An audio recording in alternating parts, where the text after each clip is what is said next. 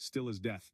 Around him the Teutoburg forest loomed, ancient and menacing. A cold wind rustled the leaves, whispering of past battles, of Roman blood spilled on sacred ground. 10 years had passed since the massacre, 10 years of simmering hatred. Gripped his gladius, the cold steel of familiar comfort, a weapon of Rome forged for vengeance. On a mission sent by Tiberius himself, find the remnants of Varus's legions, reclaim the lost eagles, avenge the fallen. Rome did not forget, Rome did not forgive. The forest held its breath, a predator waiting. Lucius moved like a ghost, his eyes scanning the shadows. He was hunting, but he was also being hunted. The silver eagle gleamed in the dim light, its wings outstretched in defiance. It was more than just a standard. It was the embodiment of Rome, of their power and their pride. To lose it was unthinkable. To reclaim it, a sacred duty. Sworn an oath on the day he enlisted, pledged his life to Rome. The memory of that day, the pride and fear remained etched in his heart. He would see that oath fulfilled, even if it cost him everything. He thought of his father, a legionary who died defending the borders. He thought of his brothers in arms, their faces etched with the hardships of campaign life, their laughter echoing in his memory. For them, he would be relentless. For them, he would face any danger, any enemy. His hand tightened around the hilt of his gladius. A flicker of movement, not the wind this time. Lucius froze, senses on high alert. He saw them then, emerging from the trees like wolves from their den. Germanic warriors, their faces painted for war, their eyes burning with hatred. And at their head, a figure that made his blood run cold.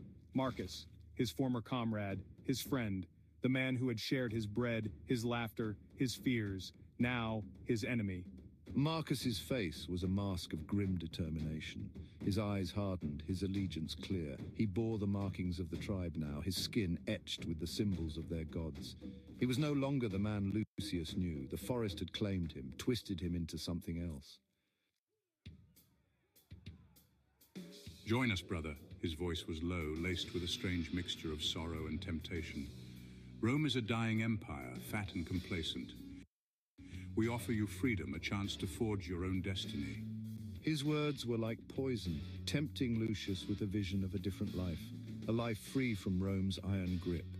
A life among these fierce, independent people. Spoke of Roman cruelty, of plundered lands and broken treaties. Spoke of the freedom that awaited those who cast off their chains. The words struck a chord in Lucius's heart. He had seen the darkness within the empire, the greed, the corruption. He had felt the sting of injustice, the burden of Rome's endless wars. Doubt, like a venomous serpent, coiled in his gut. Could he betray Rome? The very thought sent a shiver through him.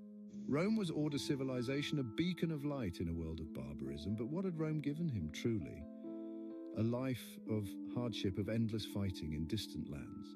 He looked at the fierce faces of the Germanic warriors, their eyes burning with an almost religious fervor. They fought for their land, their families, their gods. Was that not a cause worth dying for?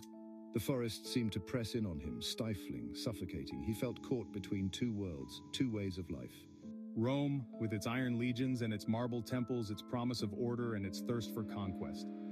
And the tribes, with their rough-hewn gods and their fierce love of freedom, their deep connection to the land and their burning resentment for the invaders. He had to choose. The air erupted in a cacophony of steel and fury. The battle was joined. His internal conflict momentarily forgotten, Lucius fought with the ferocity of a cornered wolf. He moved like a whirlwind, his gladius a blur of death. Each fallen enemy brought him closer to his objective, closer to fulfilling his oath. But with each fallen comrade, the emptiness within him grew. The forest floor became slick with blood, Roman and Germanic alike. The air was thick with the stench of sweat, fear, and death. Through the chaos, Lucius caught glimpses of Marcus, his former friend, fighting with the fury of a demon. The sight filled him with a cold, bitter rage. They were enemies now, bound by betrayal and the terrible intimacy of the battlefield. He found himself surrounded, his strength failing. He parried a blow, disarmed his attacker, but another lunged at him, a wild-eyed barbarian with hate in his eyes.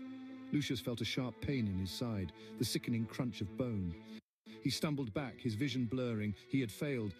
Rome would not be avenged this day. As he fell, he saw Marcus pushing through the press of bodies, his face a mask of conflict. He reached Lucius, knelt beside him as the light began to fade. "It didn't have to be this way, brother," Marcus said, his voice filled with a terrible grief. "You could have been free."